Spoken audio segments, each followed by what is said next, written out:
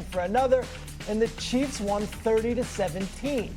After their slow start, Kansas City suddenly is only a game back in the AFC West. Mahomes, though, is now favored to win the MVP at ESPN Bet. Josh Allen's 2, Baker Mayfield's right there, Drake May is right there. Mahomes was as long of odds as plus 2,500 to win MVP at the end of September. So I ask, after just one of these wins on Sunday night, should Mahomes really be a top MVP candidate? Not yet. Jeez. I mean, they beat the Giants, they beat Detroit, they beat Baltimore. Baltimore's defense was terrible, played very well Sunday night, and he's the best player in the league. We know that. How is anybody worse odds or better odds than, in this case, worse, 200 to 300, than Baker Mayfield?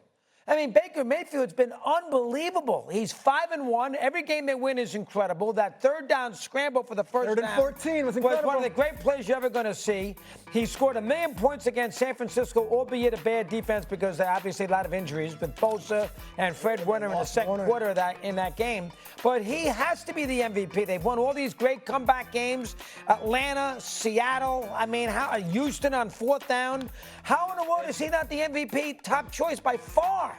I put Prescott over Mahomes, and I'm not knocking Mahomes. Lots of times, Pat Riley never used to win an MVP as the NBA coach of the Lakers because they all thought it was because he had magic. Kareem and Pat never, coach of the year, and he never won a coach, and that bothered people. And I know Mahomes is in the same kind of boat. They're so good, you almost take him for granted. So I get that. But right now, without a doubt, Baker Mayfield should be much higher, by far the favorite, and much lower odds than plus 300 to win the MVP in the NFL. Stephen A?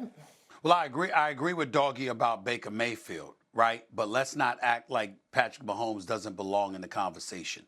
Yeah, you got Baker Mayfield, Dak Prescott, Daniel Jones. Those are names that come to mind. And damn it, why don't we throw Drake May in there? Let's go. The way he's looking right now. Okay, so we got to do that too. But here's why you have to include Patrick Mahomes. Not just because of his greatness, but let's also take this into account, Doggy. We know he's coming. You didn't have Xavier Worthy for a few games. You didn't have Rashee Rice for the first 6 games.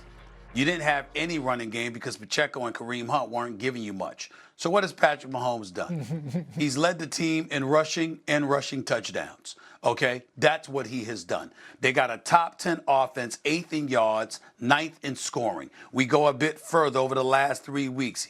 The first 3 weeks of the season, or rather just 3 weeks ago, the man had a passer rating in the low 80s with only 3 touchdown passes. And since then, he's posted 10 total touchdowns and just 1 turnover over the last 3 games. He's now got 15 touchdowns on the season, 11 touchdown passes, 4 touchdown runs, 1,736 total yards on the season. Once again, leads the league in both TD passes and TD runs from the quarterback position, or total touchdowns, actually. And again, I remind you, reiterating, leading the team in both rushing yards and rushing touchdowns. That is a quarterback that is saying, no matter what the conditions are, no matter what what obstacles lie in my wait, I will find a way to keep us afloat as long as I'm breathing. That is what he has done. And so now we're looking at the Kansas City Chiefs. We see Buffalo and what happened with them on Monday night against Atlanta. We don't necessarily believe in Pittsburgh yet. Drake May is still young, okay, in his second year at the quarterback spot. You yourself brought up Indianapolis' schedule, wondering about them, even though one could easily argue they're the most well-balanced team in football. Jacksonville hasn't sold, most people ain't sold on Jacksonville. Denver still's got issue with their offense, even though their defense is elite.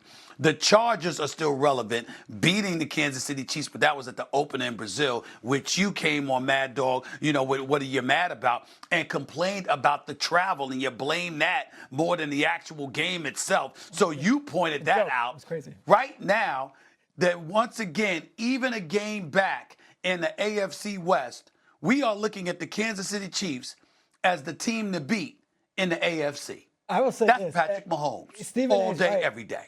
I would add, shame on the Ravens, shame on the Bills, shame on these teams. Not taking advantage of the moment. They were 0-3. You had the Chiefs down, and now they're right back in the club. They walked right back in. They've got the best table in the club. They get Rashee Rice back. Worthy's here. We're healthy. And all of a sudden, they've got their Chiefs thing going on. And, Brian Branch comes after Mahomes. Juju takes a shot. that stuff, they galvanize around that stuff. I find it that it's more about the future. Baker's been amazing. They're all banged up. People are looking at, he gets Rasheed Rice back. He gets Worthy back. Peter, this is what they're looking at. My only correction to you, my brother, they were never 0-3. They were 0-2. And then they walked in and they beat the Giants on the road. You understand? They beat the Giants on the road. East Rutherford right down the block. They said, yo, we can't go to 0-3 because their season would have been in grave jeopardy. And how about Sam? This is where Sammy, our producer. What's he got? Sam, should Mahomes be a top MVP candidate? Change the A to the. Ooh. Should Mahomes be the? That's the better question. The A, of course he's an MVP. How could he not be an MVP candidate? We know he's an MVP candidate.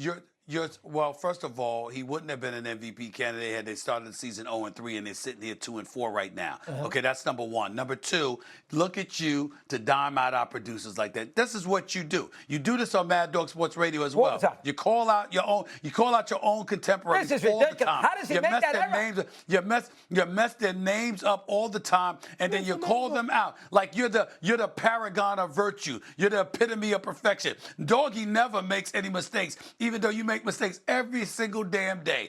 But you call out your own people on your channel like it's them, and it has nothing to do with you, even though it's the Mad Dog channel. That's what you do. You're unbelievable, man. That's a terrible job by Sam. Of course he's a top MVP candidate. The question should be, should Mahomes be the top MVP candidate? Well, first, that's a terrible producing error. First off, I want to shout out Samuel Tanucci. I think you're a wonderful producer. He's a great job. He's a great producer. He's a great producer. You deserve that credit, Doggy. That's messed up. He makes Doggy look good every week. If it wasn't for Sam, I don't know how Doggy might look 80. 80. Easy. Can I add another name real quick though? Because I was in Atlanta. 80. I was in Atlanta, and Raheem Morris looks at me, and I'm doing the production meeting, and he says, "I have had Cooper Kupp in his Triple Crown season. I've had Julio Jones in his Super Bowl season. I had RG3 when he was tearing up the league. I have never had a better player than this Bijan. He's right about that. 238 yards from scrimmage on Monday, 181. Now, I know we don't give this award to running backs for whatever reason since 2012. If they continue to win, I will tell you, Penix is a nice player. This team is built around that guy. Is there a window where we give the running back the award for the first time in 14 years? I think you definitely could consider that. And they'd have to win 11 games. And, the Chiefs would have to be pedestrian. And Mayfield would have to fall off the clay for the. And same with Prescott, by the way, who's played very, very well. But, yeah, I can make it. He is great. He's special. And he catches the ball out of the backfield and everything else. Stevie? He's an absolute stud. But Saquon got Offensive Player of the Year, but he didn't get League MVP last year. Point. That went to Josh Allen. So we got to pay attention to that, number one.